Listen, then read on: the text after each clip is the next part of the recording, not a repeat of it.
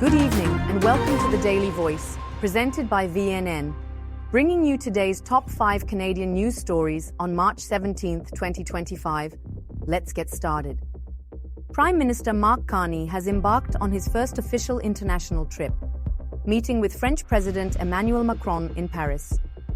With tensions between Canada and the U.S. rising due to trade disputes, Carney is focusing on strengthening diplomatic ties with European allies. He emphasized that Canada must maintain global partnerships to navigate economic uncertainty.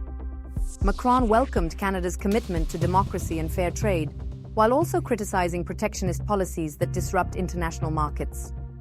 Carney will continue his European tour in London before visiting the Arctic region on his return to Canada. Will these international efforts help Canada navigate its economic challenges? We'll be following this closely.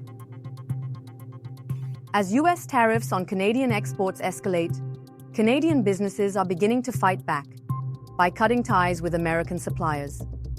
Retailers and manufacturers across the country are reassessing their supply chains, with some shifting toward domestic production.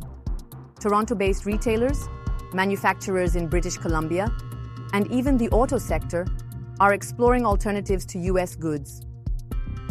Experts say this moment presents an opportunity for Canada to strengthen its own industries, but challenges remain. Economic analysts warn that reshoring supply chains is a long and costly process, with some businesses hesitant to commit to major changes. Will Canada's economic landscape shift permanently, or is this a short-term response to political tensions? In one of his first major policy moves, Prime Minister Mark Carney has eliminated the consumer carbon price.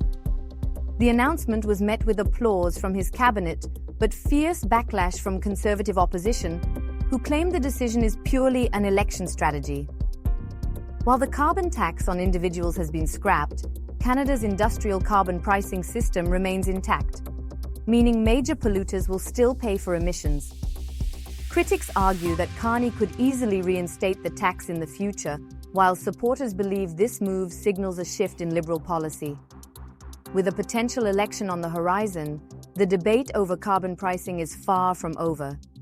As recruitment shortages continue to plague Canada's military, some experts are suggesting a bold solution: mandatory national service. Retired military leaders argue that a short-term service program, including both military and civilian options, could instill discipline and national pride in young Canadians. With enlistment numbers well below target, the Canadian Armed Forces have already introduced flexible recruitment policies, but challenges remain. Critics argue that forced service would be unpopular and difficult to implement, while supporters believe it could strengthen Canada's workforce and national security. Should Canada take this drastic step to address its military shortfall? A remote, mineral-rich region in northwestern Ontario is now at the center of Canada-U.S. trade disputes.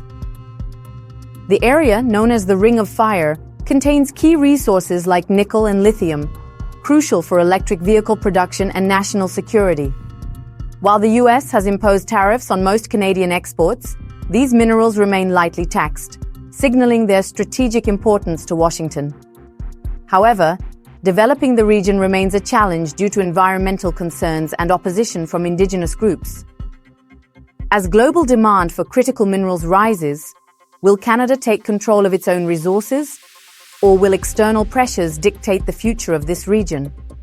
That's all for today's top stories. Thank you for joining us on the Daily Voice, presented by VNN. Stay informed, stay engaged, and we'll see you next time.